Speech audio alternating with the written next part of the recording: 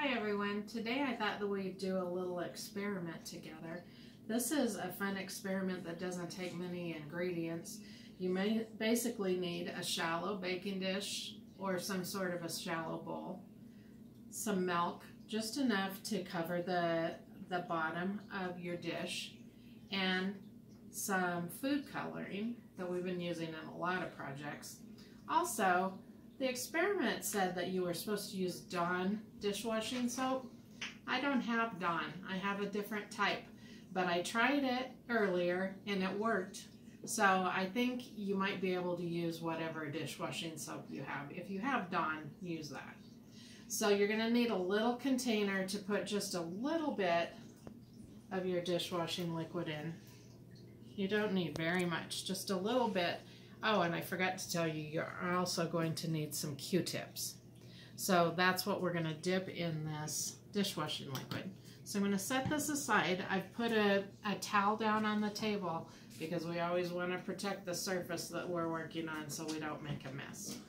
All right, so once you have your bowl with your milk, then you're going to take your colors, and you can use whatever colors you want. You can use a lot of colors or you can use not that many. It's your choice. But we're going to do little drops of food coloring in the milk.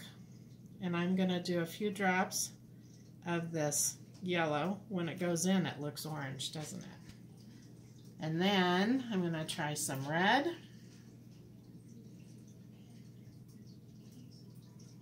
And you make kind of like little polka dots all over your milk so that you have lots of different colors if you want to do lots of colors. It's kind of fun. They also make neon food colors. I don't have any right now, but those would be really pretty. All right, now I'm going to use my blue. Get a few drops of the blue. There. Now we have lots of different color drops in our milk. So I told you earlier we're going to need a Q-tip and we're going to need a little container with our dishwashing liquid.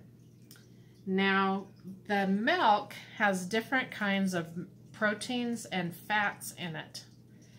And when we use our dishwashing liquid, it causes the molecules in those fats and liquids to move around. So we're going to see if we can make them move by putting this inside of the milk. So you dip it in. Wow. Do you see how it makes all of those move around? It's very pretty. It makes a really cool design. And then all of the colors begin to blend into each other. When you're finished, you can do that for as long as you want and see how the patterns change.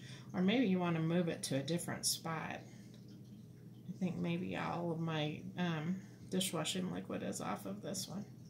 All right, so when you're finished, you can put that back. Wow, and it just keeps moving around. It's kind of fun just to keep watching how it changes. But I thought we might try one more experiment and see if we can turn our science experiment into an art project. Whoa, it just keeps moving. I think you might just want to sit here for a while and just watch how it changes. Because I think as those molecules move around, they start touching the other parts and then they just kind of move on their own. All right, so I've taken, this isn't a very big container, so I took some regular size pieces of paper and I cut them in half so that they won't be so big. But I wondered if it would make kind of a neat design on our paper if we ran our paper through it, and then we could have some really cool papers. So you can try this if you want, or you can just look at the designs that it makes in the milk. But I'm going to try dipping my paper down into the milk. And I'm going to see.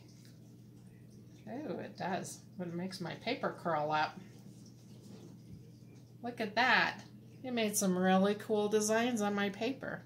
I think I might try another one.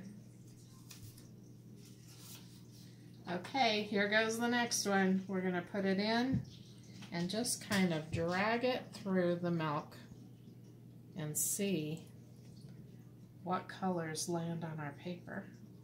You might need to drip the milk off a little bit and make sure that you put it on something that will not get your table wet. So if you have a towel down here, that will protect it. So now we had a really fun science experiment and some really cool papers. I was thinking you could also do this with like a paper chain.